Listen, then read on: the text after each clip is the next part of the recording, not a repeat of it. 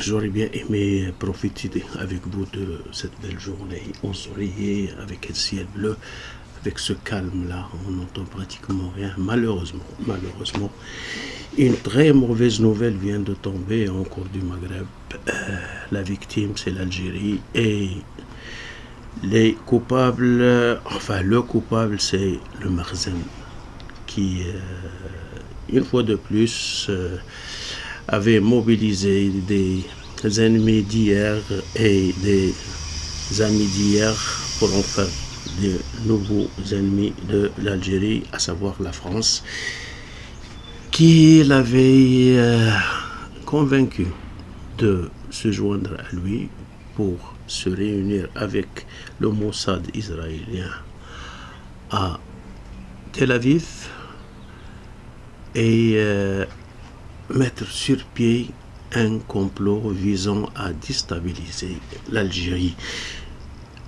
Ce n'est pas une blague, ça vient de tomber de la part de l'expression DZ.com qui titre le Mossad, la DGSE et les services marocains réunis hier c'est-à-dire lundi 29 mai 2023 à Tel Aviv. Mystérieux complot contre l'Algérie. Un complot qui n'est plus mystérieux puisque l'expression a pu obtenir de sources sécuritaires très fiables l'information. Et je vous cite ce qu'a écrit en ce sens l'expression. Bon, c'est un extrait qui veut réveiller les démons de Numidie. 3 chefs d'orchestre clandestins agitent le spectre de la déstabilisation et du désordre pour fragiliser l'Algérie avant de la pousser vers le chaos. Des sources sécuritaires très sûres ont indiqué qu'une importante réunion s'est déroulée hier, c'est-à-dire le 29 mai 2023, à Tel Aviv, avec comme ordre du jour précis l'élaboration d'un plan de déstabilisation de l'Algérie. L'heure est grave et effectivement elle l'est. Il ne s'agit plus de creuses rengaines de la main de l'étranger, mais de faits réels et potentiellement dangereux pour la stabilité du pays. Cette mystérieuse réunion à Tel Aviv a regroupé des membres influents du Mossad, 5 responsables des services de renseignement français, ainsi que 12 responsables des services marocains, ont précisé les mêmes sources. Et du coup, la source qui a donné l'information aux sources bien informées est grillée. Mais qu'importe parce que l'heure est grave. Et qu'importe les sources qu'on va griller pour diffuser l'information à travers l'expression et à travers un autre journal en arabe. Selon ce même journal, selon cette même source, il n'y a pas que l'Algérie qui est dans le collimateur du Merzen des services de renseignement français et du Mossad.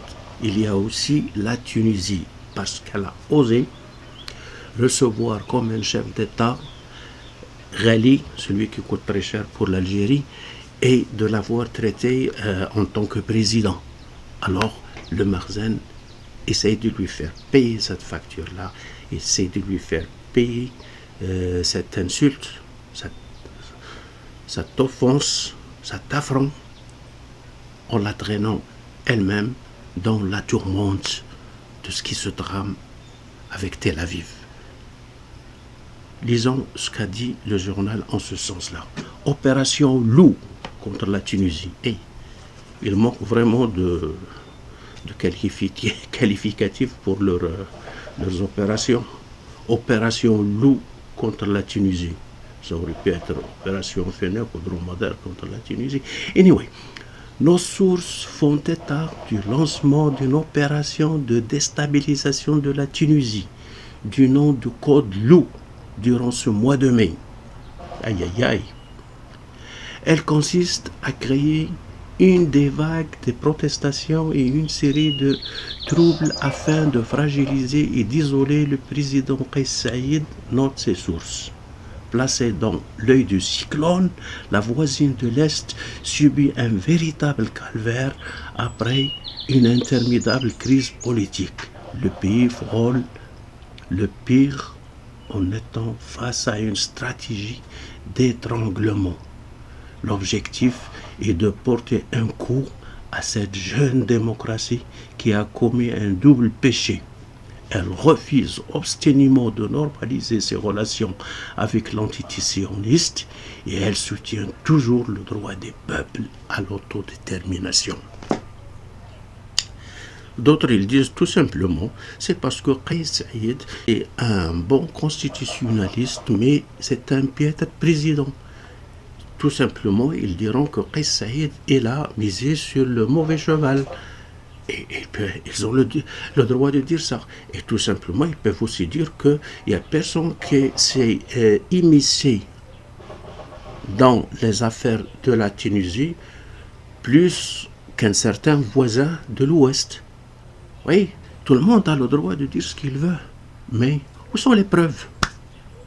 Où sont les preuves? Revenons à la question de l'Algérie. Il faut le faire quand même, hein? Il faut vraiment le faire. Le Makhzen, entre parenthèses, le Makhzen pour les Marocains, c'est l'État. C'est les généraux, c'est les walis, c'est les ministres, c'est les gouverneurs. Ce sont même les petits fonctionnaires de l'État. C'est le respect. C'est le respect. Pour un Marocain. Dans la bouche d'un Algérien, ça a tout l'air d'être une insulte. On ne va pas s'attarder trop là-dessus, mais revenons à ça. Ce Makhzen-là est vraiment fort là. Hier, il n'y a pas plus loin qu'hier, là, il était encore à couteau tiré avec la France. Ça va mal avec la France. Je crois qu'il n'y a même pas d'ambassadeur marocain maintenant à Paris. Mais malgré ça, il a pu soutirer la France à l'Algérie. La France qui n'est pas plus loin que la conférence sur les changements climatiques à Sharm el-Sheikh. Macron embrassait tendrement le président algérien. Et voilà qu'il suffit que le Makhzen intervienne et tout est parti. Maintenant, la France est en train de comploter contre l'Algérie. C'est grave. Il ne reste plus qu'à rompre ses relations diplomatiques avec Paris, qu'à retirer son ambassadeur, qu'à fermer l'espace aérien contre les avions français. C'est vraiment grave et c'est vraiment très méchant de la part de ce Makhzen-là qui est vraiment très jaloux, selon l'article, du retour en force de l'Algérie sur la scène internationale. Écoutons ce qu'on le sait et on l'a vérifié. C'est vérifié, hein. Le feuilleton de déstabilisation de l'Algérie revient cycliquement à chaque fois que le pays se trouve sur la bonne voie ou entretient des relations fortes sur le plan régional et international. Après un sommet arabe exceptionnel en novembre, tout le monde, on sait les résultats, l'Algérie a relancé des partenariats économiques et sécuritaires avec des pays européens, ceux du monde arabe, avec la Chine, les États-Unis et la Russie. L'Algérie s'est redéployée au plan diplomatique avec des résultats palpables sur plusieurs fronts. Dans le Mali, la Libye, sans céder la moindre concession aussi bien sur la question palestinienne que sur le dossier du Sahara occidental. Autant d'arguments qui font que la nouvelle Algérie sort d'un confinement forcé durant 2 décennies. Elle s'est relevée miraculeusement d'un puissant séisme politique. Après le Irak. Et là, on s'arrête là. C'est parce qu'il y a d'autres voix dissidentes qui disent exactement le contraire. Ils disent que ce n'est pas à cause du Maroc, c'est que ça va très mal à l'intérieur d'un pays riche où le peuple vit pauvrement. Ça va très mal aussi bien en Tunisie où le président Kais Saïd a engagé la Tunisie sur des mauvaises politiques. Et ça va mal à l'intérieur de l'Algérie après surtout les dernières inondations.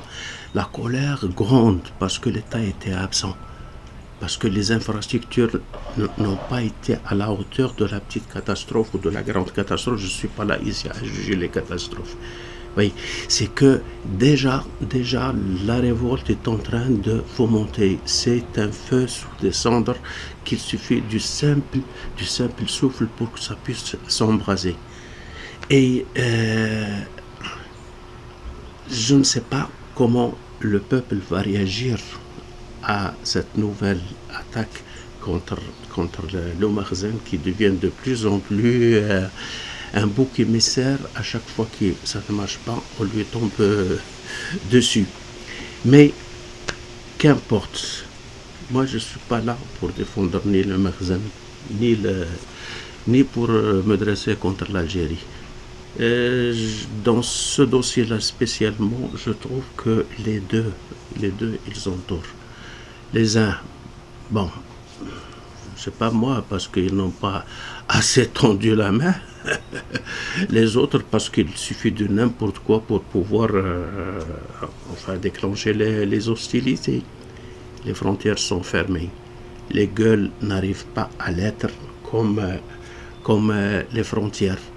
Et je crois qu'il est temps.